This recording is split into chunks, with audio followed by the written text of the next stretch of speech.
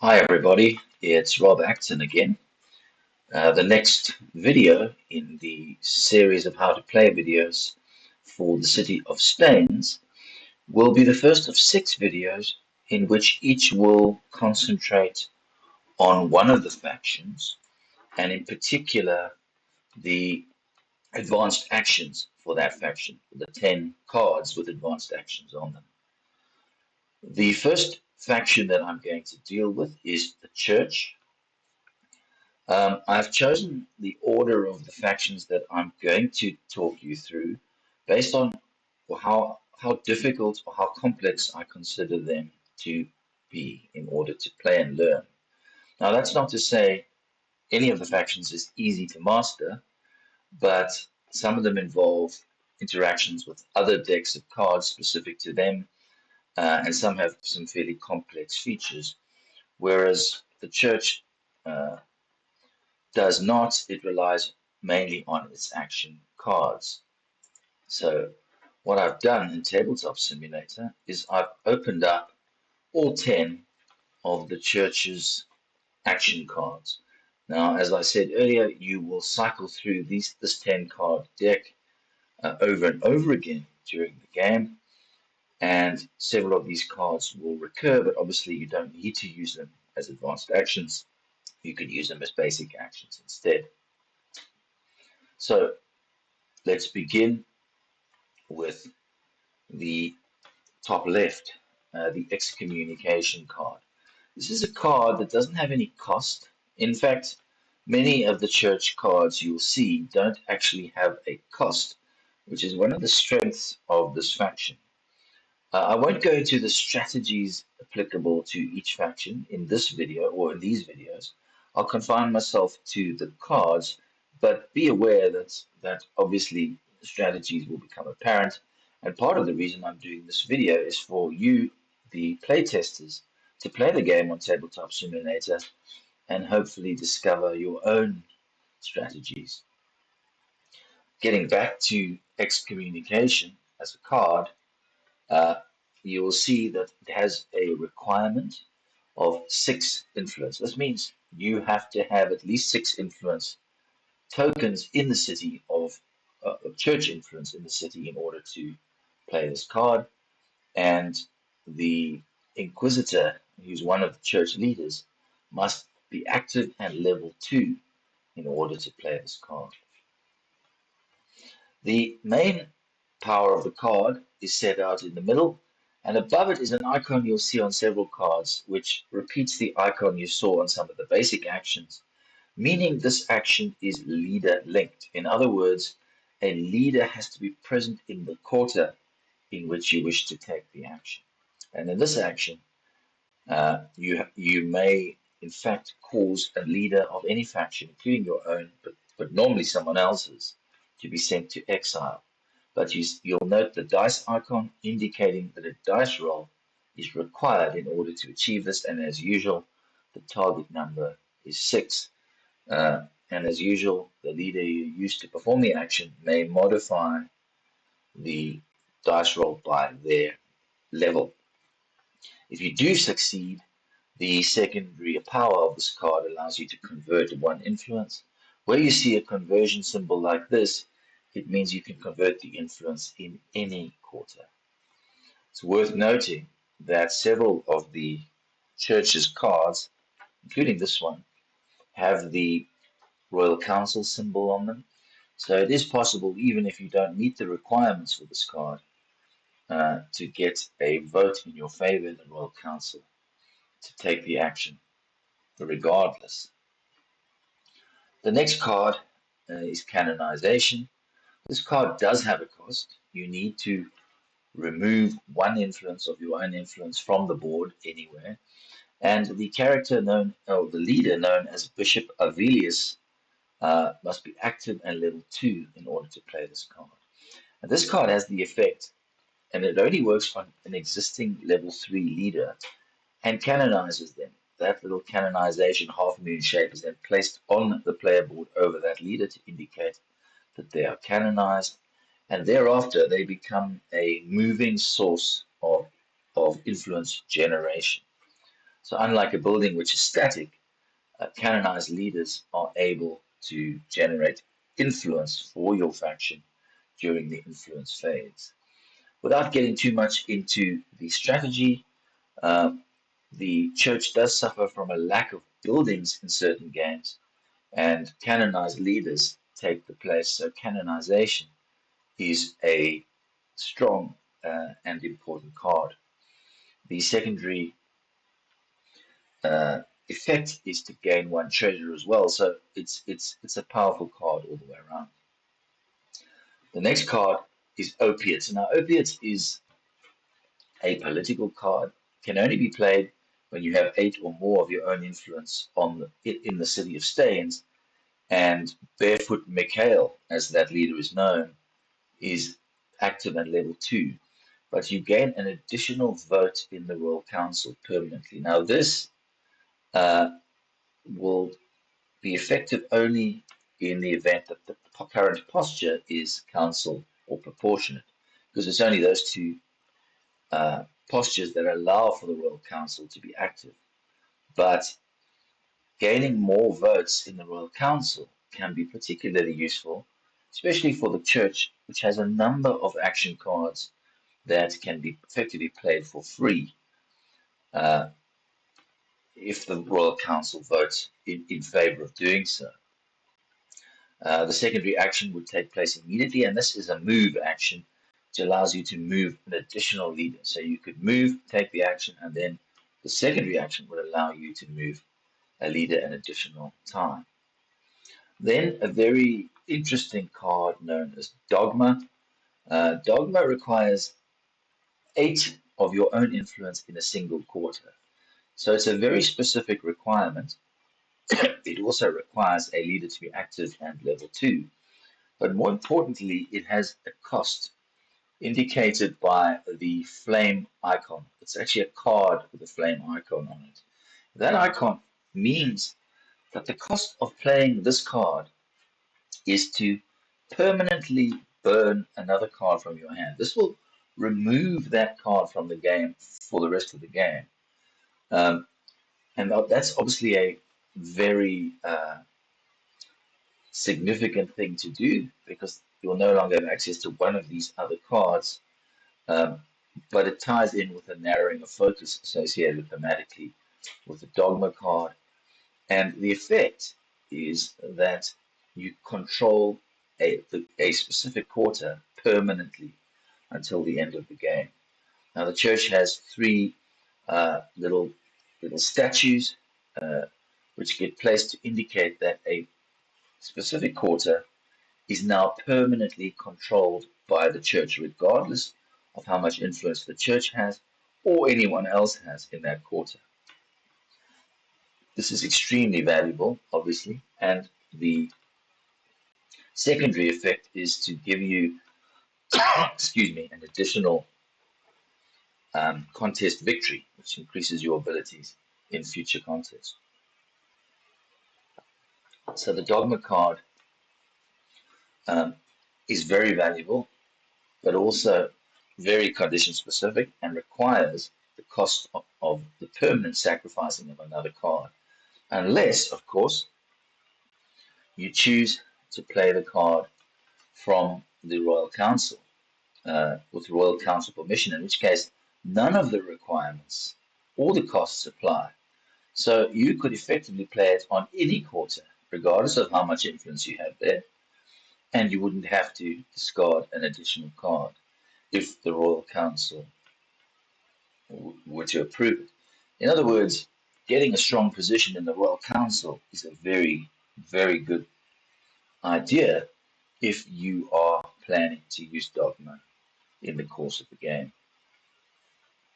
The next card is called Sanatorium, and this is a card which is very situational. It costs 1 influence to play it and can only be played if you have no contest victories currently.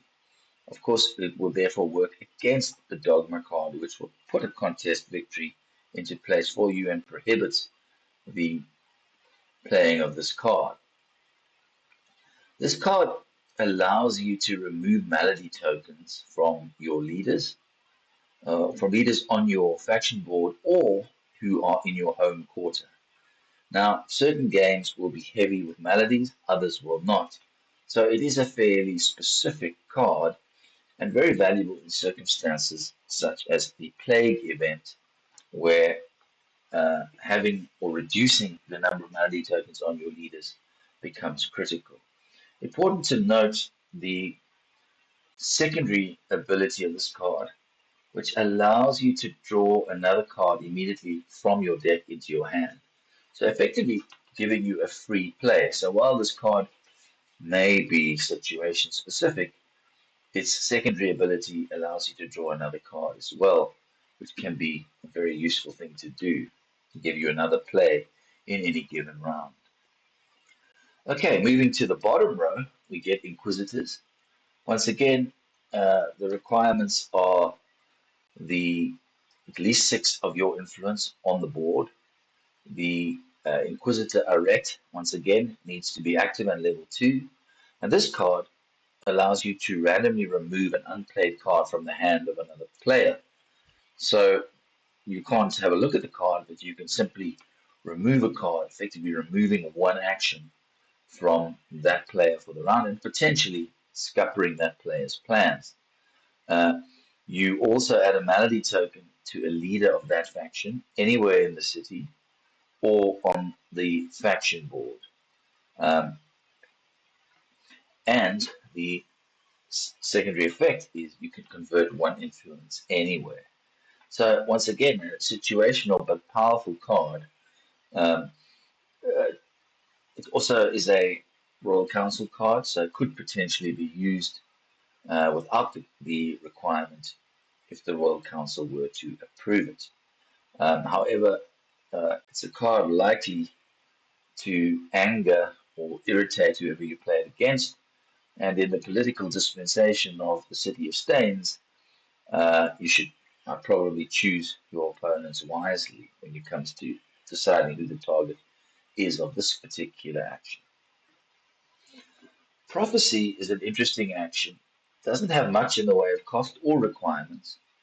Um, just the leader known as Syrinx the Seer, or sorry, Varus the Meek, who is required to be level 2 and active. And when you play this card, you get no immediate benefit, but what you do is you look at the top 3 cards of the event deck. It's a gaze into the future. You look at them, you reshuffle the 3, and then you place the 3 back on top of the event deck. The secondary effect is to place a discontent token on the board, which you do. Bear in mind that a discontent token can only be placed into a quarter that doesn't already have one in it, but you can choose anywhere otherwise. This card really comes into its own during the event phase that follows the playing of this card. In the next event phase, after this card is played, um, sorry, I skipped a step. The first thing you do when you've looked at those cards, you shuffle them, you put them back on top, you then predict which of the cards is likely to occur. Um, then in the event phase, if that is the card that comes up, you can add 6 influence, which is a lot, anywhere in the city. So it's a powerful card, but it relies on you correctly identifying which card is going to come up.